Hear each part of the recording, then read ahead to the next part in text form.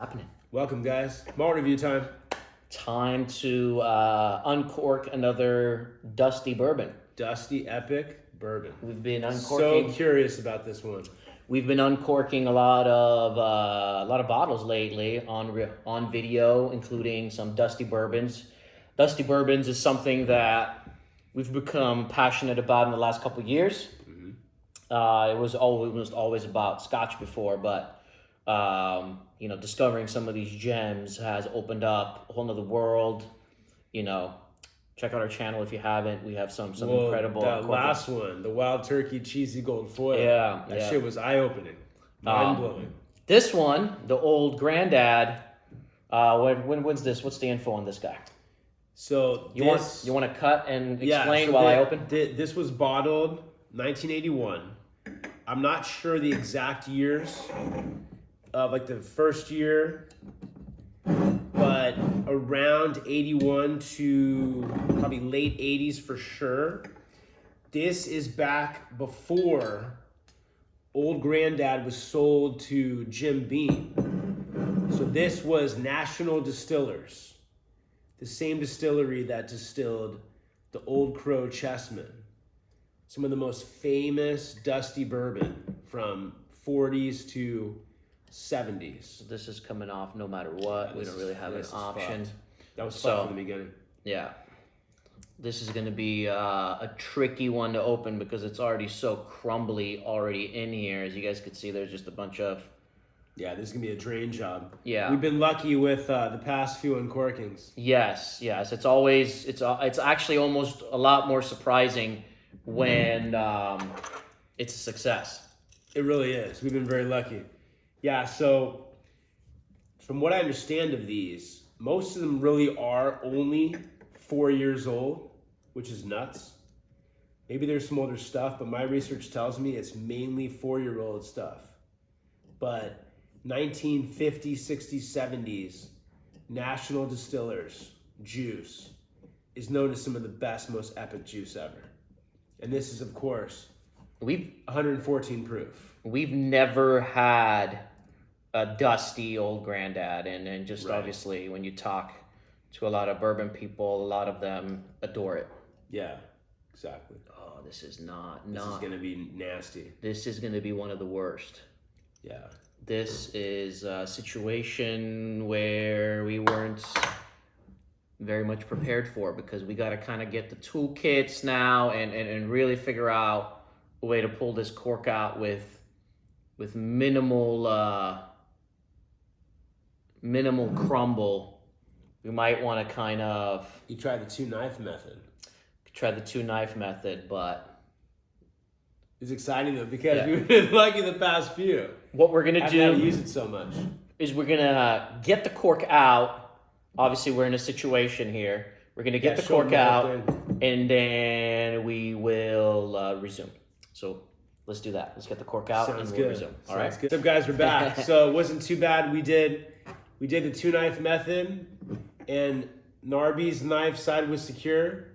Mine wasn't, so the cork just popped right through. But the bottom, like 85% was solid. We just lost the top crumble you guys saw, so not too bad. Easy drain, easy cleanup. Yeah, we basically just got all the cork out and then made sure that all the little crumbly pieces, wash that out, make sure you dry all the inside, and then basically pour it back. But as you can see now, we just got to find the most massive cork ever that doesn't exist So to replace it. we may have to put the liquid in a different bottle if we can't find a proper cork. That's the downside, but we'll figure that out afterwards. But it might, just like the Old Crow Chessman, it might end up in a Stag Junior bottle. yeah, yeah, exactly. No, just saying, if you look at the color, you can tell the youth, because the Old Crow Chessman is like black, and there's rumored to be up to like 25-year-old plus stuff in there, albeit 43%. So it'd be interesting to see a much younger National Distillers juice, but at 114 proof. This just smells like... This smells a little bit... It's obviously old school. It's got this very old schooliness to it, but a little bit more towards current bourbons than than let's say the Chessman. The Chessman just smells like a completely different thing. Completely different. Yeah. Completely and different by the thing. way, I forgot to say, it is barrel proof. So they must, there you go. Yeah, a little alcoholic. It is barrel proof. So they must bottle it fairly close to the 114. The barrel entry proof must be fairly close because it is barrel proof. There is a lot in the back, I should say. This is lot number 6. Not sure if you can see it. I've seen years where there's up to 18 lots. They just crank it out, lot 1, lot 2, lot 3, etc. This is 1981 again. I've seen up to 1989. Years right on the bottom of the bottle. So much candied fruit, but it's my favorite part, and we're not going to do a review, Yeah. but just my favorite part is it has, and I don't know if we've ever said this with the bourbon, but that dusty bookshop that you get with like Yeah. really aged scotches. Sure. It's so cool because it's so candied, but it's got that like that old paper, old book kind of thing going on with it, and it's just very vintagey. No, so it's interesting. They're definitely, yeah, when you say vintagey, kind of reminds me of like the Hirsch. There are definitely like dusty elements, but it's not all dusty. Like there's still like beautiful, like you said, candied fruits, Yeah. butterscotch, like hardcore butterscotch. Yeah, and there is, and perhaps this might not be the perfect glass for it, but there is a little bit of ethanol in the background as well. Yeah, so we always said we're gonna try it out of this, Yeah, and for the actual review, might go to the Aish, yeah, perhaps. yeah. We'll take a sip. Just curious where, and I do like it if there were some crazy like nutty notes, like the explosive butterscotch and whatnot. Just want to get the max of that. And it also needs to fucking breathe. Like it's getting dusty as shit. Wow, this is nuts. Just so curious about it, right? I've seen it all over Facebook, all over Instagram, all over Kentucky. So curious about it. I could see why certain people that Proof but house. this is no, it's not proofy. My first dram of the day. I haven't had any ABV exposed to the palate yet today, and no, it's not. It's not too proofy for me at all. But I could see the flavor profile, like the people that I think this would be their favorite dusty is the people where William LaRue Weller, that like a little bit younger, a little bit super candied, but it's also got that dusty kind of element to it as Right. well. That uniqueness to it as well. But this being a more vintagey kind of dusty version Right. of that. I know it's not the same distillery, Right, but it's but reminding I me mean, of what you're saying is I could see like- that person liking this bourbon. Like the backbone Yes. is fairly high-end modern bourbon. Yes. As opposed to us, who want like crazy mushrooms and truffles and licorice and nutty crazy shit. Where I feel like some bourbon people, more used to it, yeah. the people that William LaRue Weller, which is an epic bourbon, Right. where that's their number one. Yes. Some of those people, when you give them, for example, Very old St. Nick. very old Saint Nick, you give them that and it's too funky. Yeah. Or you give them a very old Fitzgerald and it's too funky. The black licorice, the extreme- fungus, yes. black truffles. Yeah. Correct. This doesn't go to that All that heavy dusty black barrel- licorice barrel and mold. earth and mushroom Right. kind of funk. Yeah. I know exactly what you mean.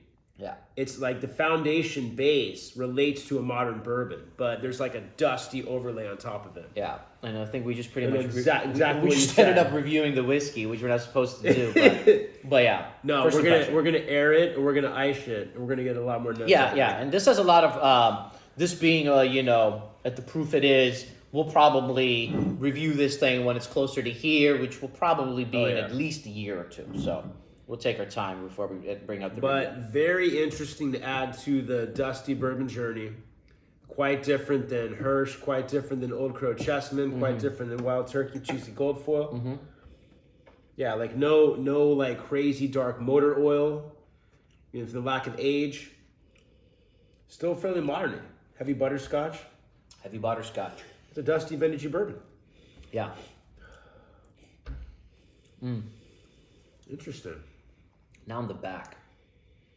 Now in the finish, I'm getting a little bit of that black licorice. A little bit. I'm getting When it. God knows, Second man. sip. Yeah. It's a neck pour. Yeah. First sip of the day. Woo! It's fun though. Yeah. Really good though. Really, really, really good. really crushable. You know, it's really crushable because it's really tasty. Good proof. And it's got the perfect proof. Good proof, yeah. And it's not overly complex. It's not doing 5,000 different things where you need to be like, whoa, I need to figure what the hell is going on right now. What's crazy, like back in the day, is if all the research I've read is true, if this is only all 4 years old. It tastes older. That's what I mean. But that's how a lot of them are back in the day. Yeah, it tastes older. It could be the old regular old granddads, Yeah. the old regular Colonel Taylors, post Prohibition, all that shit is like 4 years old. like, it doesn't taste super old, but it tastes 10 years old. I'm just saying, compare it to a modern 4-year-old bourbon. Yeah. I would guess it'd be a 10. That's what I'm getting at. Exactly. Blind, I would guess it to be just like an Exactly. old school 10-year-old high quality bourbon. Agreed. Yeah.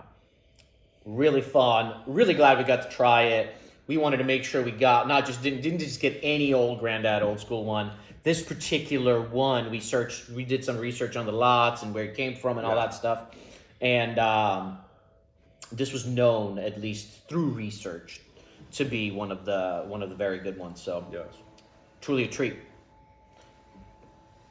Let us know if you've tried this guy and what you guys think. Epic. Yeah. Cheers, everyone. Cheers.